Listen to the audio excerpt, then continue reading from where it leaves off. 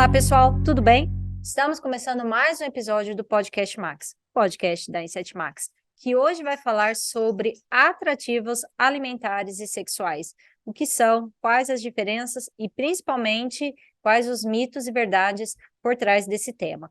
Para conversar comigo, eu estou recebendo mais uma vez o nosso coordenador técnico, Tiago Machado. Tudo bem, Tiago?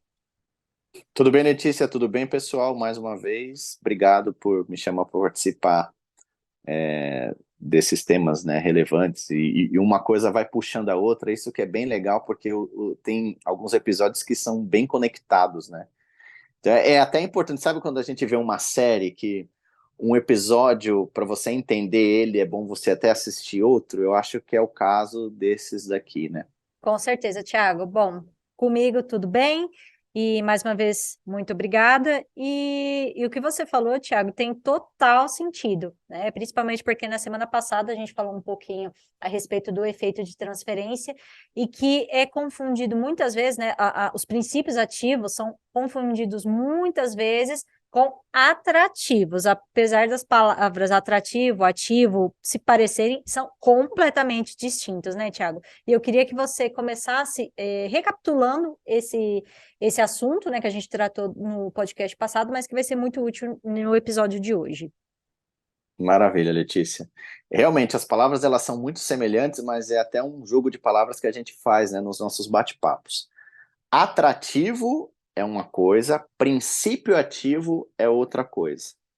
Os atrativos, eles são ingredientes alimentares e ou ingredientes sexual ou sexuais que servem como chamariz para a praga ir até aquele determinado produto, até aquela determinada formulação, para se contaminar com um produto que tem o princípio ativo ou ingrediente ativo que vai fazer efeito na praga-alvo. Não existem princípios ativos que têm ação atrativa. Muitas pessoas falam, por exemplo, do fipronil. Ah, o fipronil tem ação atrativa. Não. É que o fipronil é utilizado em vários géis do mercado, tanto para barata quanto para formigas, e associados com ingredientes atrativos. Como o fipronil não tem ação de repelência, evidentemente ele vai ser muito bem adaptado, ele é muito bem encaixado nessa questão dos atrativos, mas são coisas completamente distintas. Para você ter uma ação atrativa, você precisa desses ingredientes alimentares e sexuais, e para você ter uma resposta efetiva de mortalidade ou mortandade, que também é conhecida assim, você tem que ter um princípio ativo para justamente ter uma ação hormonal, uma ação no sistema nervoso central da praga-alvo. Uhum, perfeito, Tiago. Assim, acho que a gente pode até associar esses atrativos como iscas, né? A gente chama essa praga e aí, assim que ela entra em contato com o produto faz a ação dele, seja o efeito de transferência, que muita gente confunde, ou seja, por outros efeitos aí, né, desencadeados. E, Tiago, assim, para mim ficou muito clara essa diferença, né? E eu queria que você começasse a falar para a gente sobre os atrativos alimentares e as respectivas pragas atraídas por esses atrativos. No caso de baratas, formigas, traças e mais alguma praga, Moscas. e moscas, é verdade, eu acho que a gente pode começar, né, a falar o que são esses atrativos alimentares, quais são, e para cada praga-alvo, quais desses atrativos alimentares são melhores, né? Muito bem, Letícia. Essa questão é até relevante porque a gente está tentando buscar algumas alternativas, não existem ainda no mercado, mas talvez chegue um dia que a gente consiga até mesmo ampliar essa atratividade para outras pragas. Sei lá, de repente para controle de escorpiões, controle de aranhas, controle de carrapatos, controle de pulgas, controle de mosquitos, né, de pernilongos de uma maneira geral. Mas hoje as pragas, né, que a gente trabalha muito na nossa linha com ação atrativa alimentar são as baratas, seja ela uma blatela germânica, uma periplaneta americana, as formigas de várias espécies em áreas externas e em áreas internas, e tem as moscas, né, mosca doméstica, né, que é a mosca doméstica, e as formigas eu comentei, as traças. As traças, quando a gente fala de traças, são traças é, que são as traças de livro, né, as traças de papel, a popular silverfish, e tem a traça Lepidoptera, que é a traça de roupas, né, a traça que tem aquela larvinha lá. Falando de ingredientes alimentares, o que acontece? Entrou no mercado de uma forma, na época, que chamou muita atenção, causou até uma certa discussão. Evidentemente que eu não trabalhava nesse mercado, né, na época, mas o gel, quando foi introduzido no mercado, foi uma maneira de colocar um produto que você não contamine tanto o ambiente, que seja seguro, prático de você aplicar, que seja altamente efetivo, porque você vai atrair uma praga-alvo. Só que a ação geralmente é mais lenta, justamente por uma questão que a gente já comentou até mesmo nos episódios anteriores, né? Você não pode ter uma ação de repelência, você não pode ter uma ação muito rápida para dar tempo desses insetos se contaminarem e levarem isso para o ponto de agregação para a colônia. Esses ingredientes alimentares, eles estão muito associados, por exemplo, se a gente vai falar sobre baratas, são óleos, são gorduras, tem pó de cebola, a gente pode associar levedo de cerveja, açúcares de uma maneira geral. Aliás, tem até uma questão interessante. Algumas populações de Blatella germânica apresentam um comportamento, uma resistência comportamental, que é identificar açúcares nos géis, através da antena, né, que tem ali seus quimiorreceptores, onde elas detectam odores também, e não consumirem esse gel, pelo fato de ter açúcares. Então, a gente procura justamente trabalhar em cima dessas questões. Tem muito mais ingredientes relacionados a lipídios, a outros tipos de carboidratos e até alguns tipos de proteína, para, no caso de baratas, evitar esse tipo de situação, esse tipo de repelência, digamos assim, né? Para a barata realmente consumir esse tipo de gel. Os géis formicidas são muito baseados em tipos de açúcares, mel, principalmente mel de laranjeira, tá? No caso, por exemplo, de formigas cortadeiras, a gente tem lá ingredientes atrativos alimentares também relacionados à casca de laranja, relacionado à laranja propriamente dito, né? Porque tem até um odor muito forte, muito característico quando a gente, por exemplo, produz, né, o nosso grão forte, o nosso formifier na fábrica, que fica aquele cheiro, aquele odor de pulpa cítrica, né? Então, tem bem essa característica, que são ingredientes alimentares muito utilizados para atrair esse tipo de formiga. E tem o nosso Bioinset 150 ciclos, por exemplo, que é uma combinação de ingredientes alimentares ali. Por isso que é uma matriz orgânica, né, que a gente fala. E tudo que é orgânico, quando a gente fala orgânico, tem vários tipos de atrativos ali, geralmente se degrada com mais rapidez, com mais velocidade, mas também tem um amplo espectro nesse sentido, atrai várias pragas. Então é um produto que a gente recomenda para atratividade de baratas, para atratividade de formigas de uma maneira geral, formigas urbanas para o interior das casas e estabelecimentos, e também para traças, né? Que foi uma coisa bem interessante que até então o que tem no mercado são armadilhas adesivas com feromônios para traças, e hoje a gente tem lá o nosso BIM 750 ciclos, que pelo fato de ter uma matriz orgânica ali, acaba atraindo traças. Se a gente for falar, por exemplo, da traça, que é a antiga ordem de Sanura, né, que é a Zigentuma hoje em dia, que é a traça de papel, a traça de livro, a Silverfish, ela, por exemplo, apesar de ter essa preferência por celulose, na verdade ela também gosta de matéria orgânica, por isso que é uma traça que é encontrada muito em ralos, que tem resto de gordura, tem resto de matéria orgânica ali.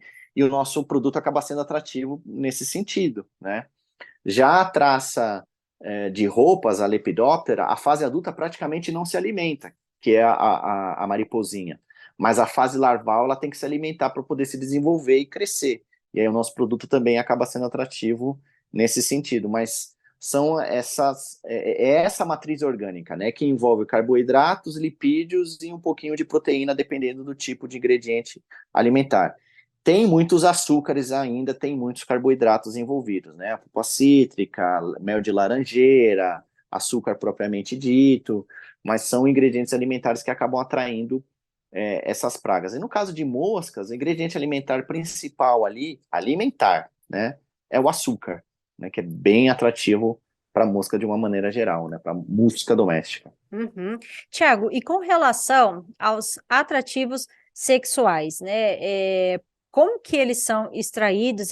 Eu sei que você me falou aqui uma história que eu falei, gente, parece filme de terror. E assim, se você parar para pensar, falando aí de matéria orgânica, da extração da matéria orgânica, é meio esquisito, mas você pode comentar que eu achei até bem interessante. E aí a gente já puxa o gancho para como que esses atrativos sexuais, esses feromônios, né, são obtidos hoje em dia de maneira sintética. Então a gente pode falar do orgânico e depois você passa para o sintético.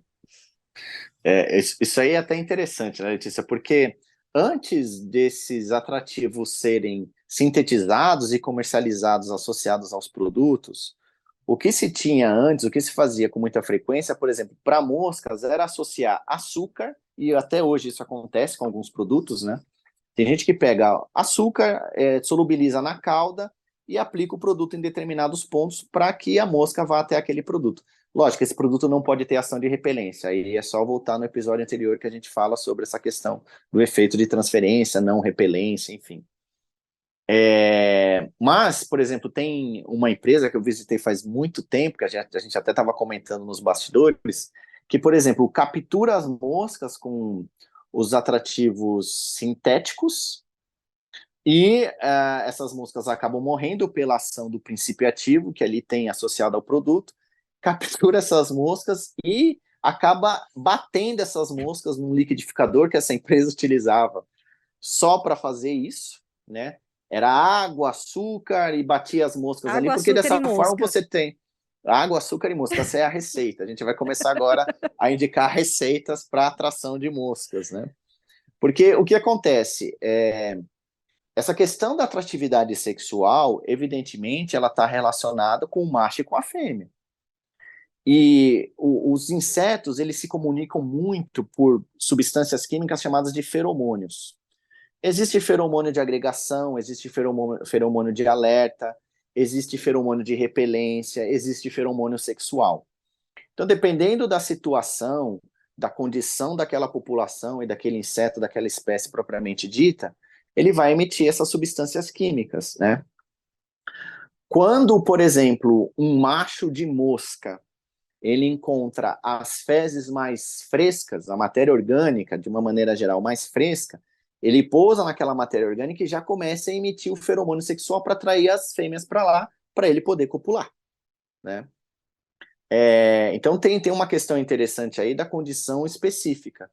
Quando atrai as moscas para esses pontos, na verdade você está coletando ali machos e fêmeas, bate tudo numa grande mistura, faz aquela matéria orgânica ali junto com os feromônios, né, que são produzidos pelo próprio indivíduo e são utilizados como feromônios orgânicos, né? Tanto que existem hoje no mercado realmente substâncias orgânicas que têm um odor muito característico para atração de moscas. Só que, como é fedido, né, falando o português muito claro, esse tipo de ação, esse tipo de técnica, assim, tem que ser utilizado em áreas abertas, mais distantes do estabelecimento, para que as moscas sejam atraídas muito mais para esses locais e para que o odor, o cheiro do produto não incomode quem ali vive, quem ali percorre, né? Lógico, se a gente for depender da captura de insetos para fazer o tipo de feromônio, a gente está perdido, né? Os próprios piretroides, o grupo químico específico, eles vieram da piretrina que é extraída do crisântemo, que é uma flor. E aí, evidentemente, estudando esse óleo que tem características repelentes e inseticidas, acabou se sintetizando, criando em laboratório os piretroides. É a mesma coisa no caso dos feromônios sexuais. A gente trabalha muito com um feromônio sexual sintético chamado de Z9-tricosene, que ele é específico para mosca doméstica, né? Ah, Thiago, eu já usei o produto que tem o Z9 de vocês, por exemplo, um Agicron, e atraiu outras moscas. Provavelmente foi pela sua atração alimentar, nem tanto pela sua atração sexual. Porque a atração sexual ela é muito intraespecífica. o que a gente chama na biologia, na ecologia, para ser mais exato, de uma relação dentro da mesma espécie, né? Macho e fêmea sendo atraída por aquele feromônio específico. Então você tem uma relação ali muito, muito bem delicada ali. E existem no mercado, como eu disse anteriormente, que tem alguns feromônios sexuais para carunchos e para algumas traças de grãos armazenados, né? É uma armadilha adesiva, tem feromônios ali sintéticos também agregados naquela cola que atraem o bicho para lá. Lógico, tudo começa pela uma ação orgânica. Se descobre que o inseto ele secreta aquele feromônio. E geralmente essas glândulas elas estão espalhadas pelo corpo do inseto, mas geralmente na região abdominal. No caso, por exemplo, de baratas, nos machos essas glândulas que secretam esse feromônio sexual são mais desenvolvidas. E aí, dessa forma, você tem que extrair de alguma maneira, geralmente é esmagando, enfim, ou no ato de cópula mesmo, se extrai naquele momento o abdômen, enfim. E aí, dessa forma, vai se estudando essas substâncias até sintetizar elas de forma laboratorial, né, de forma industrial.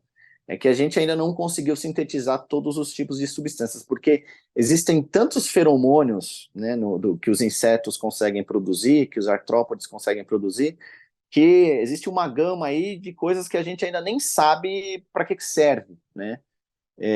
Uma série de feromônios aí que a gente só conhece uma função, mas ele pode ter outros tipos de funções. Então é um mercado que está aí em evolução. E que bom, né, Tiago? Porque se a gente parar para pensar todo o trabalho, né? Você até deu o exemplo da pessoa, do cliente que utilizava um liquidificador. Gente, além de mal cheiroso, é trabalhoso, né? Então, e sem contar a perda de tempo, né? O tempo despendido para se obter essa matéria, né? Essa substância, essa meleca que seja, né? No português, claro, também. E isso é muito legal, o que você falou, e principalmente assim, né? Porque facilita muito o trabalho dessa, por meio dessa utilização dessas substâncias laboratoriais, né? Isso não tem preço, né? É prático, já está pronto, já está ali associado ao produto, numa concentração ideal. Então não precisa mais ter toda essa trabalheira, né? Não precisa mais ter toda esses vários passos. Você já tem um produto ali que já está bem feito, bem cuidadinho, bem direcionado, né? Que Uhum. é bem interessante. Com certeza, Thiago. Bom, eu acho que assim, tá super bem explicado cada um dos tipos de atrativos, a diferenciação aí no que a gente fez no início do episódio, mas tem uma coisa que eu escuto de muita gente, eu não trabalho diretamente ali aplicando o produto como controladora de pragas profissional, mas eu escuto demais, e eu acredito que os próprios controladores também escutam, que mas você vai passar um produto que atrai, nossa, então, mas vai encher minha casa de bicho. Eu queria que você desmistificasse esse conceito. Realmente vai atrair, mas os bichos que já estão nesse ambiente, né? Em caso de infestação, melhor ainda, né? A praga não vai sair de fora, né, de uma casa para ir para outra só porque tem atrativo nesse produto. Eu queria que você falasse para a gente sobre isso. Letícia, isso é muito importante, principalmente para o controlador de pragas quando vai conversar com o cliente. Sempre que vai falar da ação atrativa, tá? Não precisa especificar tecnicamente, mas explicar como que aquilo ocorre, como que aquilo acontece. A ação atrativa, ela está muito baseada na biologia e no comportamento da praga. Então, por exemplo, quando a gente vai direcionar um gel baraticida ou um produto líquido com ação atrativa para baratas, para Blatella germânica, o raio de ação de uma Blatella germânica é muito curto. Então, por mais que, por exemplo, eu aplique o gel ou determinados produtos com ação atrativa num local, não significa, por exemplo, num prédio, em apartamentos, que todas as blatelas germânicas das cozinhas dali, daquele prédio, vão ser atraídas para aquele produto. Não. São blatelas que estão naquele ponto de agregação. Tanto que a gente fala para fazer as aplicações localizadas. Os géis servem para isso. Mesmo porque não tem essa grande atratividade a ponto de chamar uma barata de outro local. E outra barata por mais que ela detecte um produto, ela não vai se locomover muito, no caso da Blatella germânica, porque o raio de ação dela é muito curto. A gente fala, tem na literatura dados de 5, 10 metros, mas isso é muita coisa. Na prática, quando chega a 3 metros, é muita coisa. Geralmente ela gosta de andar ali alguns centímetros, nem 1 metro de distância do local onde você posicionou o gel. Tanto que a gente fala assim, coloque os géis, os produtos atrativos, na boca da barata, na fresta da fenda, porque assim ela não sai, não precisa andar muito para achar o produto. Mesmo porque no local onde ela vive, ela está ali estabelecida porque tem alguma fonte de alimento. Então ela não precisa caminhar muito também para achar esse gel. Formigas. Formigas vai colocar o gel onde ocorre a trilha de forrageamento, por exemplo, ou o produto com ação atrativa. Porque já é caminho da formiga ali. Aí você vai colocar paralelamente a trilha da formiga e as formigas daquela colônia que vão ser atraídas. Não vai atrair formiga de fora para dentro. Isso não acontece. Porque a formiga ela não vai desviar um caminho que ela já está habituada a fazer para ir procurar um produto que está lá dentro. Ela nem consegue detectar. O produto nem é tão atrativo assim. Então, todos esses fatores são relevantes. Não vamos esquecer também, Letícia, que a gente até não comentou nos bastidores, mas, por exemplo, atrativos para roedores. Essa é a principal preocupação, né, que muitas pessoas têm. Olha, o raticida que eu vou colocar aqui no interior desse estabelecimento vai chamar os roedores no entorno do local. Não, não vai. O roedor, ele gosta muito de fazer o caminho que ele está habituado a fazer. Alguns submissos, alguns jovens, alguns velhos vão fazer caminhos alternativos para buscar alguma fonte de alimento.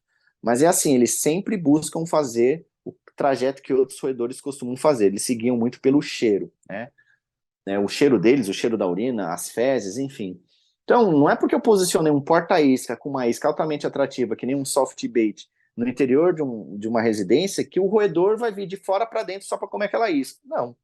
Tanto que, quando vai fazer a dessatização, busca os pontos por onde os roedores estão passando, senão aquela isca vai ficar ali largada. Não vai atrair de fora para dentro, tem que colocar onde o bicho está passando. Não tem esse grande poder atrativo e outra. Comportalmente, né, de forma comportamental, aliás, a praga ela não vai desviar muito seu caminho, ela tem que passar por ali. É conhecer biologia e comportamento da praga. O que a gente pode usar como uma exceção, Letícia, são as moscas. O raio de ação de uma mosca é de aproximadamente 500 metros. Isso significa que a mosca, sim, ela pode ser atraída de fora para dentro. Tanto que os produtos mosquicidas que nós temos, por exemplo, o Agicron, a gente recomenda aplique do lado de fora. Porque além de ter os atrativos alimentares, tem ainda o atrativo sexual. Então a mosca ela consegue sim detectar a presença desses atrativos, dessas iscas, a uma longa distância. Só que assim, para ela sair e voar 500 metros, significa que nesse percurso não pode ter nada que vá atrair ela. Então ela geralmente vai ficar também muito próxima à fonte de alimento para não ter esse gasto energético de deslocamento, voo, às vezes lutar contra vento, enfim, esse tipo de situação acaba interferindo. Então não é tão radical assim, a gente tem que tirar essa história da cabeça. Então, eu apliquei o gel, vai atrair baratas e formigas de outros locais. Não, é daquele ponto. Por questão biológica, comportamental e da capacidade atrativa do gel. Eu apliquei um raticida, vai atrair roedores do quarteirão todo. Não. Roedores que estão por ali passando, biológica, comportamental e atratividade do produto. Moscas, as moscas podem ser uma grande exceção nesse sentido, e a gente posiciona os mosquicidas mais próximos a portas e janelas ou na área externa. Perfeito, Thiago. Assim, não tenho o que dizer, né?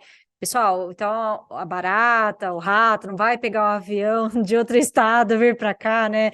Uma brincadeirinha infame aí, um trocadilho. Faz tempo que vocês não têm trocadilhos da Letícia, né? Mas só para vocês entenderem, né, Thiago, que realmente existe esse poder de atratividade, mas é de forma pontual, né? Até porque, além de não ter um alcance tão grande, de maneira pontual, você acaba com a infestação do local, né? Você resolve aquele problema, né? Então, não tenho o que dizer, né? Mas você tem alguma coisa aí de complemento, Thiago, para falar para a gente? Um recadinho final? Só para exemplificar essa situação, Letícia, e finalizar aqui, tenho dois casos para comentar. Tem gente que fala assim, olha, o Defim baraticida não está traindo a formiga, a barata. E aí você vai ver a situação no local, em loco mesmo, no campo, aí você vê que a aplicação não foi feita nos locais corretos. Então não adianta você aplicar um gel de forma aleatória no local sem ter feito a vistoria. E a gente, conhecendo a biologia e o comportamento da praga, sabe que a barata, a Balatella germânica, não vai se deslocar muito. Então sai fazendo ponto aleatoriamente no local, putz, tá gastando produto, tá modificando até mesmo a estética do local, porque vai ficar um monte de ponto de gel e não vai ser efetivo. É uma aplicação localizada, pontual, onde tem que conhecer onde tem um ponto de agregação, fresta e fenda. E um outro caso é conhecer muito bem a questão da espécie.